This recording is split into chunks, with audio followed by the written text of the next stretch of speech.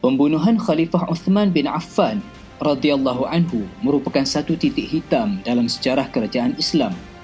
Seterusnya menimbulkan konflik antara pengganti Uthman iaitu Ali bin Abi Talib dengan Muawiyah bin Abi Sufyan radhiyallahu anhuma. Muawiyah yang merupakan gubernur di Syam ketika itu menuntut daripada Khalifah Ali agar khalifah mencari dan menjatuhkan hukuman qisas terhadap pembunuh Uthman radhiyallahu anhu. Namun, tuntutan tersebut tidak dipenuhi oleh khalifah menyebabkan beliau enggan memberikan bai'ah kepada khalifah sehingga tercetusnya peperangan Siffin dan seterusnya membawa kepada peristiwa At-Tahkim. Kewafatan Ali bin Abi Talib di tangan pemberontak menyaksikan Al-Hasan bin Ali dibai'ah sebagai khalifah menggantikan bapanya. Lantas Al-Hasan bin Ali berusaha memulihkan keadaan umat Islam yang berkecamuk dengan menyerahkan jawatan khalifah umat Islam kepada Muawiyah bin Abi Sufyan yang juga merupakan sahabat yang utama. Dengan ini, tertubuhlah kerajaan Islam yang dipimpin oleh Bani Umayyah pada 25 Rabiul Awal tahun 41 Hijrah dan dirayakan oleh umat Islam sebagai tahun penyatuan atau Amul Jamaah.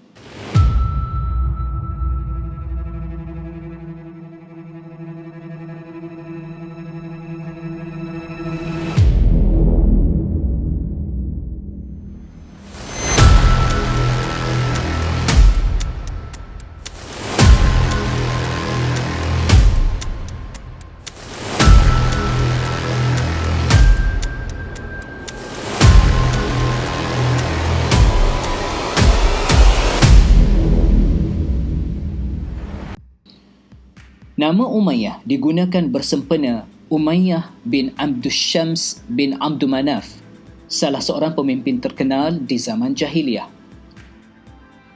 Abdus Syams merupakan adik-beradik Hashim yang merupakan moyang Rasulullah SAW. Jadi, boleh dikatakan Bani Umayyah merupakan sepupu kepada Bani Hashim dalam kekeluargaan dan kepimpinan. Pengasas kepada kerajaan ini dan juga khalifah pertama adalah Muawiyah bin Abi Sufyan radhiyallahu anhu. Beliau merupakan anak kepada Abu Sufyan dan saudara kepada Ummu Habibah isteri Rasulullah sallallahu alaihi wasallam. Muawiyah memegang jawatan yang mulia sebagai penulis wahyu Rasulullah sallallahu alaihi wasallam, gubernur di Syam pada zaman Umar Al-Khattab dan Uthman bin Affan. Semasa kemuncak kekuasaan, keluasan kawasan kerajaan ini adalah meliputi sebahagian besar Afrika Utara, Asia dan sebahagian Eropah. Pusat pemerintahan kerajaan Umayyah terletak di Dimashq.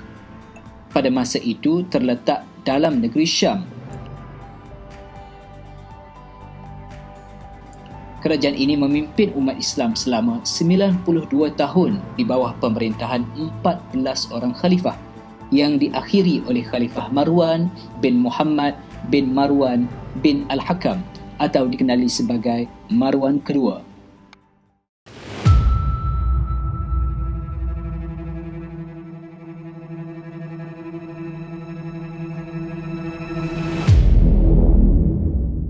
Berikut merupakan antara Khalifah Umayyah yang terkenal disebabkan sumbangan dan peranan besar yang telah mereka berikan sepanjang pemerintahan mereka. Yang pertama adalah Muawiyah bin Abi Sufyan yang merupakan Khalifah pertama dan memerintah selama 19 tahun 3 bulan bermula pada tahun 41 Hijrah sehingga 60 Hijrah. Antara sumbangan beliau ialah menjadikan Dimashq sebagai pusat pemerintahan Islam yang terkenal, menggantikan Madinatul Munawwarah, mewujudkan perkhidmatan pos laju berkuda yang dikenali dengan Diwanul Barid, memperkenalkan cap mohon rasmi kerajaan Umayyah untuk urusan surat rasmi khalifah, menubuhkan jabatan setiausaha atau Diwanul Rasail, jabatan cukai dan jabatan urusan awam, dan memperkasakan armada laut yang dibinanya sejak zaman Uthman bin Affan radhiyallahu anhu. Abdul Malik bin Marwan yang merupakan khalifah kelima memerintah selama 21 tahun dari tahun 65 hingga 86 Hijrah. Antara sumbangan beliau pada kerajaan Islam ketika itu ialah menetapkan bahasa Arab sebagai bahasa rasmi dalam urusan pentadbiran negara, mencetak mata wang dinar Islam pertama bertulisan Arab dan berteks Al-Quran sebagai langkah peradaban yang sangat hebat. Ia membebaskan ekonomi umat Islam daripada kebergantungan kepada dinar Byzantium, menaik taraf perkhidmatan pos dan sistem pengangkutan awam, menubuhkan Jabatan Ketenteraan atau Diwanul Jundi untuk menguruskan pertahanan negara dan mengarahkan pembinaan Masjid Qubbah As-Sakhra di Baitul Muqaddas. Al-Walid bin Abdul Malik, Khalifah ke-6, memerintah selama 9 tahun 7 bulan bermula pada tahun 86 Hijrah sehingga 96 Hijrah. Antara sumbangan beliau ialah membuka wilayah baru Islam seperti Andalusia, Asia Tengah dan India, memperbaiki dan mencantikkan seni bina Masjid An-Nabawi, membina banyak masjid baru seperti Masjid Umawi di Dimashq yang bercirikan seni bina Islam, memberikan perhatian kepada rakyat yang berkeperluan khas seperti golongan warga emas dan orang buta dengan menubuhkan jabatan khas, menggalakkan pembinaan bangunan baru bercirikan seni bina Islam dan memperbaik jalan raya utama menuju ke negeri Hijaz bagi kemudahan perjalanan jemaah haji ke Baitullah Al-Haram. Umar bin Abdul Aziz memerintah selama 2 tahun 5 bulan bermula pada tahun 99 hingga 101 Hijrah. Tabi'in yang mujtahid ini merupakan cicit kepada Umar bin Al-Khattab dan anak saudara kepada Khalifah Abdul Malik bin Marwan. Antara sumbangan beliau ialah mengecualikan bayaran cukai jizyah kepada kafir zimmi sehingga ramai yang memeluk Islam, mengeluarkan arahan rasmi kepada Ibnu Shihab Az-Zuhri untuk membukukan hadis Rasulullah sallallahu alaihi wasallam, membina rumah-rumah transit untuk para pedagang, menaik taraf infrastruktur untuk kemudahan rakyat seperti hospital, jambatan, perigi, jalan raya dan sistem pengangkutan awam, mengasaskan Dewan Penasihat yang dianggotai oleh para ulama untuk memberikan nasihat kepada khalifah dan sebagainya.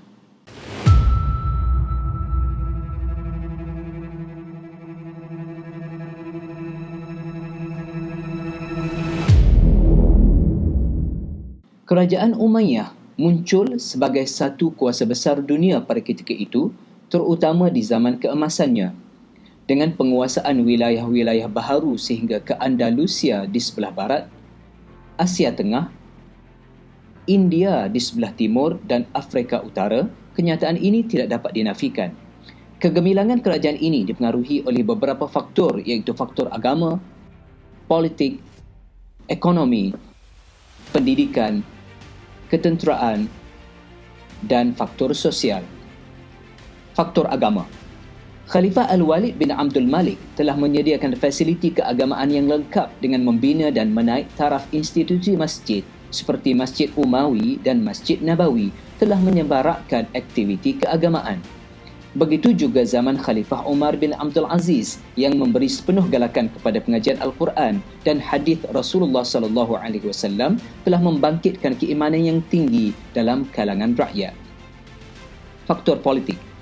Pemilihan Dimashq yang strategik dan pemilihan gubernur berwibawa telah mengukuhkan pentadbiran kerajaan, seterusnya meluaskan wilayah Islam hingga ke Rom, China, India, Afrika Utara dan Eropah. Faktor ekonomi. Pengurusan Baitul Mal yang cekap dan pengurusan pertanian serta perdagangan telah memainkan peranan membangunkan negara dengan cekap secara holistik. Pendidikan. Masjid dan istana telah dimanfaatkan sebagai pusat kegiatan ilmu pengetahuan sehingga perkembangan ilmu menjadi begitu pesat, terutama pada zaman Abdul Malik bin Marwan, Al-Walid bin Abdul Malik dan Umar bin Abdul Aziz.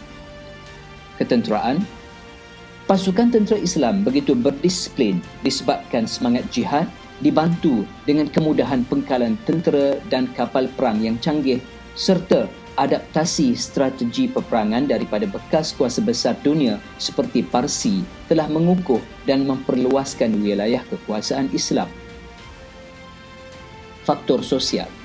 Kebajikan rakyat dan hubungan erat antara kerajaan dan rakyat telah memupuk perpaduan, seterusnya mewujudkan suasana harmoni dalam masyarakat. Keenam-enam faktor ini telah memuncakkan kerajaan Umayyah bermula sejak khalifah pertama lagi sehingga zaman keemasannya di bawah pimpinan Al-Walid bin Abdul Malik.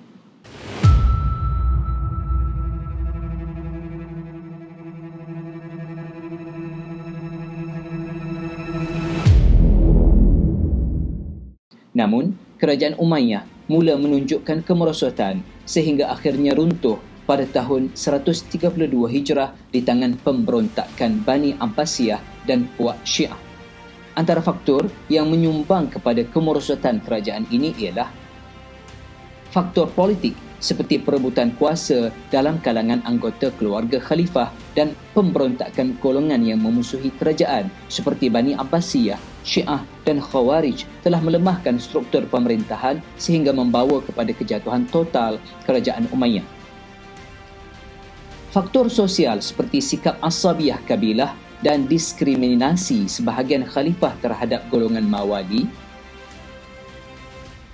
Faktor akhlak seperti keruntuhan akhlak dan cara hidup mewah sebahagian khalifah juga telah mencetuskan rasa tidak puas hati dalam kalangan rakyat.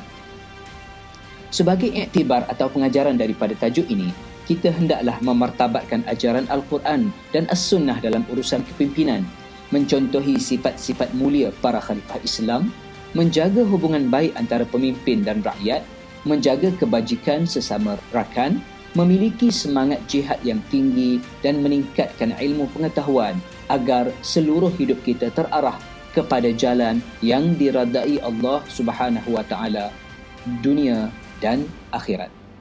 Sekian.